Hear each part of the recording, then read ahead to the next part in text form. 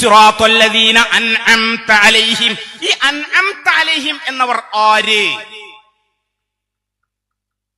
അത് പഠിപ്പിച്ചു കൊടുക്കുമ്പോ ആളുകളിലേക്ക് ഈമാൻ കയറും. ഔലിയാക്കള് ചർച്ച വരും, കറാമത്തുകൾ ചർച്ച വരും, അമ്പിയാക്കൾ വരും, അവരുടെ മുഅ്ജിസത്തുകൾ ചർച്ച വരും. മഹാന്മാരെ കുറിച്ചുള്ള ചർച്ച മനസ്സിൽ വെളിച്ചം നൽകിക്കൊണ്ടേയിരിക്കും. ഈ ഒരു ആത്മവിശ്വാസം സമസ്ത മഹല്ലുകളിൽ കുത്തിവെച്ചു. കുഞ്ഞു നാളുകളിൽ തന്നെ സമസ്തയോടുള്ള ബഹുമാനവും അതിലൂടെ ദീനിനോടുള്ള അടുപ്പവും അഥവാ അഹ്ലുസുന്നത്തി വൽ ജമാഅയോടുള്ള ആദരവും കുട്ടികളിലുണ്ടായി. ഇനി ഞാൻ ഒരു മസ്അല പറയാം. ഈ ആദർശത്തിന്റെ ഗൗരവം ബോധ്യപ്പെടുത്തുന്ന ഒരു മസ്അല പറയാം. മഹാനായ ഇബ്നു ഹജർ അൽ ഹൈതമി റളിയല്ലാഹു അൻഹുവിന്റെ ബഹുമാനപ്പെട്ട തുഹഫ, അല്ലാഹു അവരെ ദറജ വർദ്ധിപ്പിച്ചു കൊടുക്കട്ടെ. അവരെ ഉസ്കൂലിന്റെയും ഫുറൂഇന്റെയും മദദ് അല്ലാഹു നമ്മിലേക്ക് വർഷിപ്പിച്ചു തരട്ടെ. ആമീൻ. ലോകത്തെ അത്ഭുത ഗ്രന്ഥം തുഹഫ. ഈ തുഹഫയുടെ 3-ാം വാള്യം കിതാബുൽ ജനായിസ്, ഇതിലുള്ള ഒരു മസ്അലയാ പറയുന്നത്. ഒരാള് മയ്യത്ത് കുളിപ്പിക്കുമ്പോ, ഒരു മുസ്ലിമിന്റെ മയ്യത്ത് കുളിപ്പിക്കുന്നു.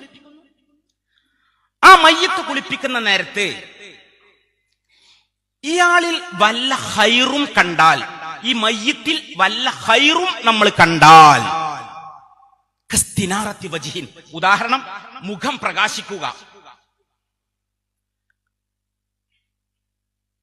മുഖം, നമ്മൾ മയ്യത്ത് കുളിപ്പിക്കുന്ന നേരത്ത് മയ്യത്തിന്റെ മുഖം അങ്ങനെ പ്രകാശിതമായി കിടക്കുന്നുണ്ട്.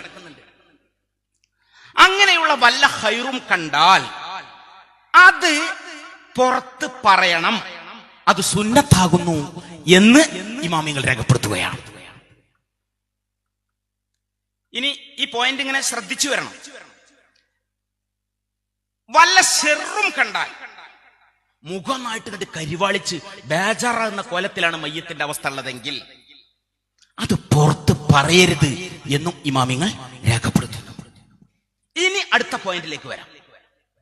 ഇനി ഈ മയ്യത്ത് ഒരു തീവ്ര സ്വഭാവമുള്ള മുബ്തദിഇന്റേതാണെങ്കിൽ,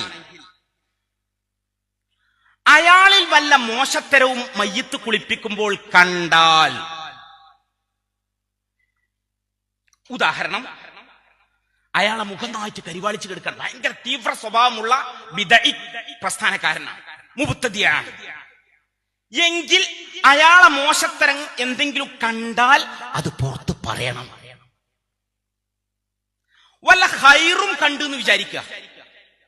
ഒരു ഭയങ്കര തീവ്ര സ്വഭാവമുള്ള ബിദഈ പ്രസ്ഥാനക്കാരനാണ്, മുബ്തദിയാണ്, അയാളെ മുഖം ഇങ്ങനെ പ്രകാശിതമായി കിടക്കുന്നുണ്ടെങ്കിൽ അത് പുറത്ത് പറയരുത് എന്ന് ഇബ്നു ഹജർ അൽ ഹൈതമി റളിയല്ലാഹു അൻഹു.